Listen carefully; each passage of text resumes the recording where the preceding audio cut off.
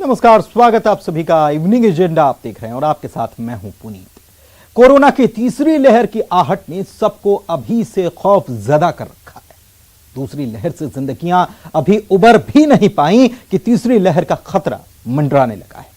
खौफ इसीलिए ज्यादा बढ़ जाता है क्योंकि अगर तीसरी लहर ने पंजे फैलाए तो इसकी जद में बचपन आएगा, यानी मासूमों पर खतरा मंडराएगा।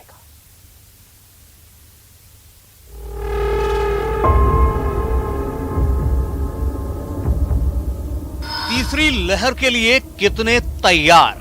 इस बार कोरोना का बच्चों पर वार। वैक्सीन से कोरोना का होगा शिकार। मास्क से कोरोना को दीजिए मां। बच्चों को कोरोना से बचाना है। हर हाल में कोरोना को हराना है।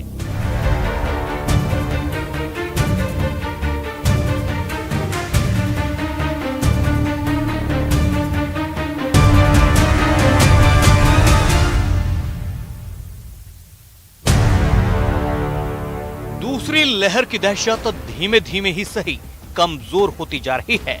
देश के तमाम शहरों से राहत की खबर आ रही है। कोरोना का जोर कमजोर पड़ता जा रहा है, लेकिन सावधान, इसके आगे एक बड़ा खतरा मंडरा रहा है जिसकी जद में आपके हमारे बच्चे आ सकते हैं। इसे कोरोना की तीसरी लहर का नाम दिया जा रहा है।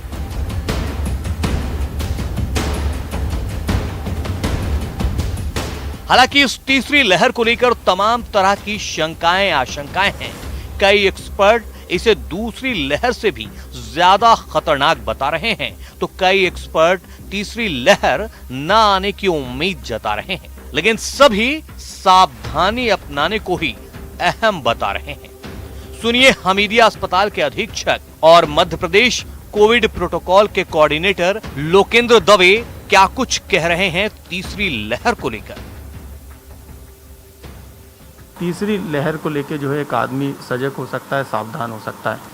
देखिए, मैंने अनुरोध किया, हर बार मैं बात करता हूँ इसी बारे में कि हम कोई लहर को पहली, दूसरी, तीसरी ना माने। कोरोना है, कोरोना रहेगा हमारे साथ और वायरस के साथ हमें जीना है। बार बार हम ये बात कह रहे हैं।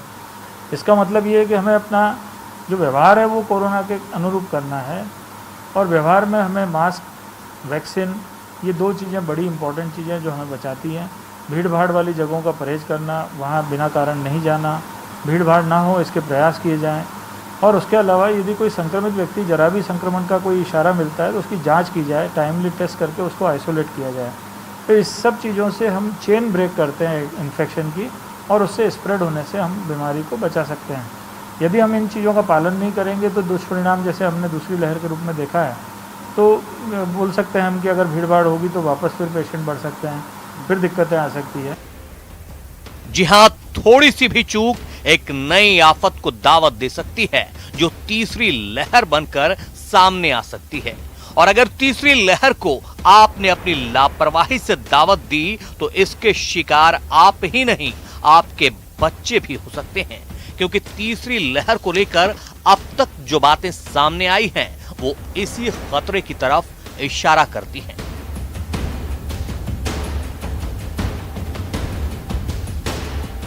ऊपर वाला न करे मासूमों पर कोरोना की काली छाया पड़े, लेकिन किसी भी खतरे को भगवान भरोसे नहीं छोड़ सकते। इसलिए खतरा गंभीर हो उससे पहले उसे वैज्ञानिक आधार पर जान लेना और फिर उसकी तैयारियों में जुट जाना ही खतरे से निपटने का कारगर उपाय होगा। इसलिए सरकार ने भी अपनी तैयारियां तेज कर दी हैं, जिसका असर अस्पतालों में दिखाई देने लगा है। तीसरी लहर की चर्चा चल रही है, तो उस लिहाज से स्वास्थ्य विभाग की कितनी तैयारियां हैं, क्योंकि बताया जा रहा है कि बच्चों में ज़्यादा संक्रमण तीसरी लहर में हो सकता है। देखिए, जहाँ तक बच्चों में संक्रमण की आशंका है तो ये एक जो हमारा एक्सपीरियंस रहा है कि एज ग्रुप जो है शिफ्ट हो रहा है पेशेंट में। पहले एल्डरली में ज़्यादा मिल रहा था, अब यंगस्टर्स में मिला, तो हो सकता है बच्चों में ऐसा हो। तो इस आशंका के तहत निश्चित रूप से सरकार के निर्देश मिले हैं, हम लोग तैयारी कर रहे हैं। हमीदिया अस्पताल में भी हम लोग 80 बेड का एक अपना पीडियाट्रिक यूनिट बना रहे हैं, जिसमें 50 बेड का आईसीयू और बच्चों के लिए डेडिकेटेड क्रिटिकल केयर यूनिट बनेगा। तो इसकी तैयारी भी चल रही है।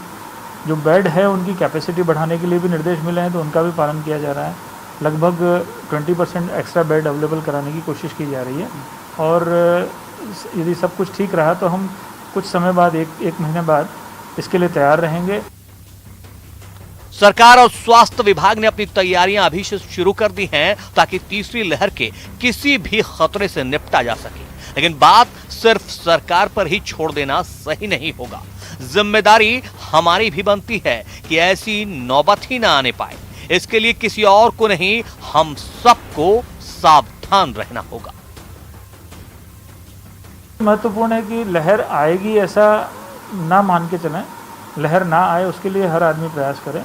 भीड़ भाड़ वाली लोग जो है जगहों को अवॉइड करें, अपने आप को मास्क से प्रोटेक्टेड रखें, वैक्सीन प्रॉपर लगाएं जब अपना शेड्यूल आए, तो शायद ये संक्रमण की जो गति है वो कम होगी और कम होने से सबका लाभ होगा। स्वास्थ्य सेक्टर पे भी लोड नहीं आएगा, प्रशासन पे भी लोड नहीं आएगा, लोगों का मॉरल बूस्ट भी होगा और जो बीमारी है वो धीरे धीरे फैलेगी। तो हम जी हां, सब कुछ सरकार या स्वास्थ्य महकमे के हाथों में नहीं, बहुत कुछ आपके हाथों में भी है। देश को तीसरी लहर के खतरे से बचा लिया जाए, इसके लिए कोरोना गाइडलाइंस के नियम का तब भी सख्ती से पालन करना होगा जब दूसरी लहर कमजोर पड़ने लगी। यानी मास्क और 2 गज की दूरी को जरूरी मानना होगा, अपनी बारी में जिम्मेदारी के साथ वैक्सीन लगवाना होगा, तो शायद हम तीसरी लहर को देश में आने से बचा सकेंगे या तीसरी लहर को हरा सकेंगे। भोपाल से मनोज राठौर के साथ bureau report, news 18 Madhya Pradesh Chhattisgarh.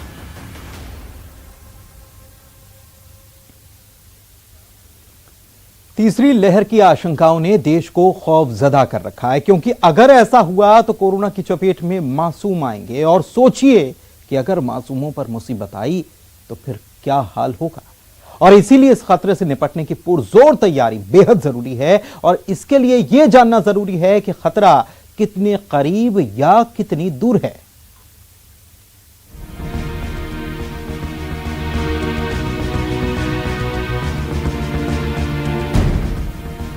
सरकार और स्वास्थ्य विभाग कोरोना की तीसरी लहर से निपटने के लिए बंदोबस्त में जुटे हैं, लेकिन इस बीच आंकड़ों के जरिए इस खतरे को जानना समझना भी बेहद जरूरी है, क्योंकि वायरस की तीसरी लहर में बच्चों के प्रभावित होने की आशंका जताई जा रही है।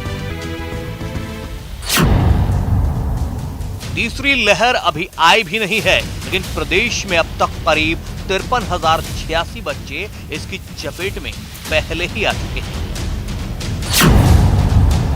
राहत वाली बात यह है कि 18 प्लस से नीचे मरने वालों की संख्या महज 5 है। स्वास्थ्य विभाग से मिली जानकारी के मुताबिक तीसरी लहर के आने से पहले करीब 53,086 बच्चों को कोरोना संक्रमण हो चुका है।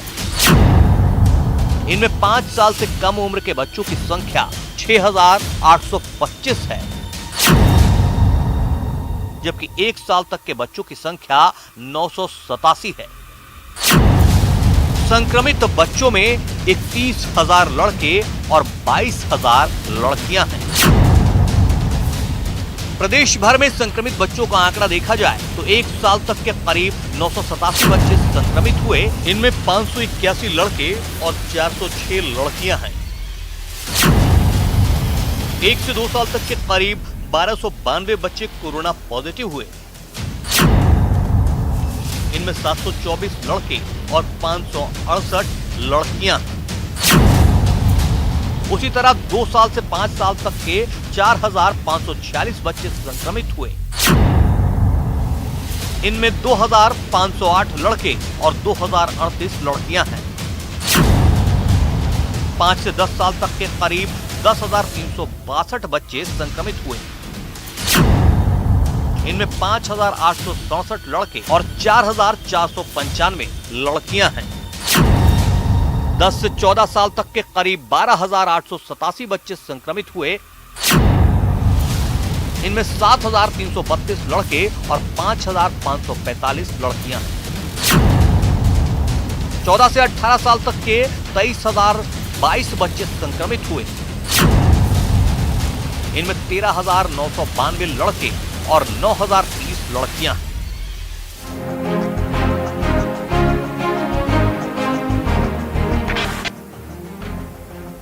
कोरोना की तीसरी लहर में बच्चों के संक्रमित होने के अलर्ट के बीच सरकार ने भी तैयारियां शुरू कर दी हैं। प्रदेश के मेडिकल कॉलेजों में सर्व सुविधा युक्त आईसीयू वार्ड तैयार किए जा रहे हैं। 360 बिस्तरों के साथ आईसीयू वार्ड की तैयारी शुरू हो गई है,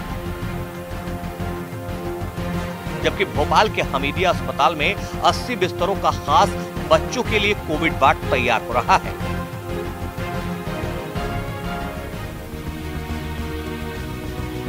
बच्चों का इलाज करने के लिए भोपाल के शिशु रोग विशेषज्ञ दूसरे विभागों के डॉक्टर्स को ट्रेनिंग देने की तैयारी कर रहे हैं। इसके लिए बाकायदा ट्रेनिंग मॉड्यूल तैयार किया जा रहा है। कोरोना की दूसरी लहर में हुए ऑक्सीजन संकट को देखते हुए प्रदेश के 13 मेडिकल कॉलेजों के अस्पतालों में 1000 ऑक्सीजन कंसंट्रेटर स्थापित किए जाएंगे, जबकि प्रदेश में अब तक कुल 94 ऑक्सीजन प्लांट स्वीकृत हुए हैं, जिनमें से कुछ ने काम करना शुरू भी कर दिया है, जबकि बाकी ऑक्सीजन प्लांट का तेजी से निर्माण कार्य चल रहा है। कोरोना की तीसरी लहर से मुकाबला करने के लिए प्रदेश के मंडला, डिंडोरी, बालाघाट, सिवनी और नरसिंहपुर जिले में ऑक्सीजन कोविड केयर सेंटर बनाए जा रहे हैं। इनमें मंडला और बालाघाट में 100 बेड, डिंडोरी में 50 बेड, सिवनी में 60 बेड और नरसिंहपुर में 40 बेड के कोविड केयर सेंटर बनाए जा रहे हैं, जिन पर ऑक्सीजन लाइन की सुविधा के अलावा हर बेड पर अधिक क्षमता के ऑक्सीजन कंसंट्रेटर भी लगाए जाएंगे।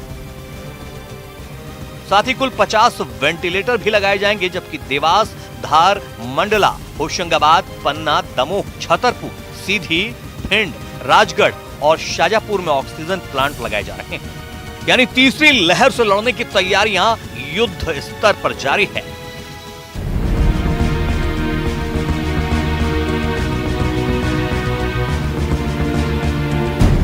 लेकिन जरूरत है कि हम भी जागरूक रहें, ताकि अगर ऐसा कोई खतरा सामने आने वाला हो तो भी टल जाए और देश का भविष्य यानी मासूमों की जान कोरोना से बच जाए।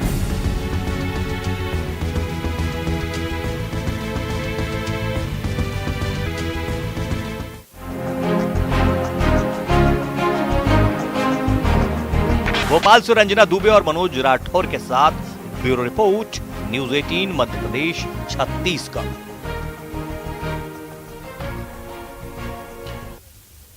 और वक्त एक ब्रेक का हो चला है, जल्द लौटेंगे, बने रहिए।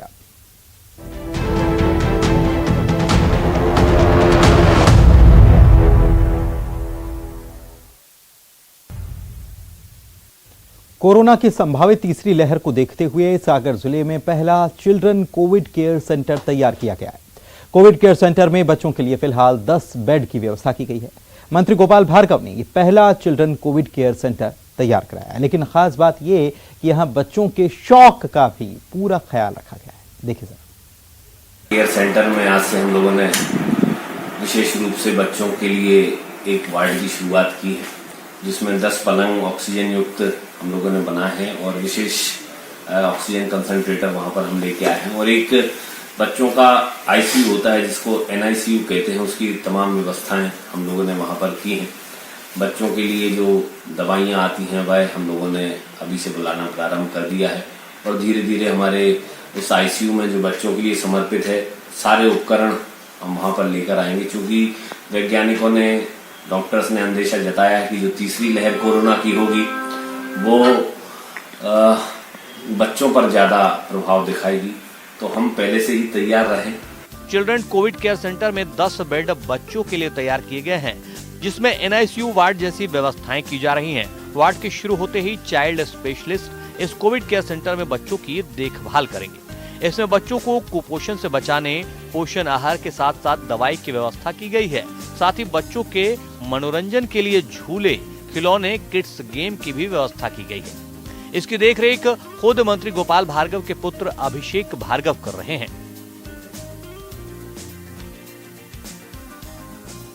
हम लोगों ने बच्चों के मनोरंजन का भी पूरा ध्यान रखा है।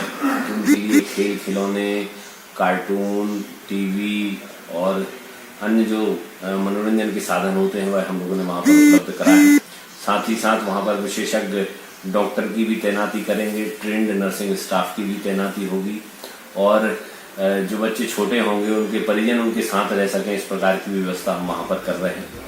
कोरोना से जंग जीतने के लिए बेहद जरूरी है कि हमें उसकी रफ्तार से आगे निकलना होगा और चिल्ड्रन कोरोना केयर सेंटर कुछ इसी उद्देश्य के साथ तैयार किया गया है। ईश्वर न करे इस कोविड केयर सेंटर का एक भी बेड भरे, लेकिन एक जनप्रतिनिधि का अपने क्षेत्र की जनता और खासकर बच्चों को लेकर की गई ये व्यवस्था काबिले तारीफ है। रचित दुबे, न्यूज़ 18 सागर। और इसी के साथ इस बुलेटिन में फिलहाल इतना ही। नमस्कार।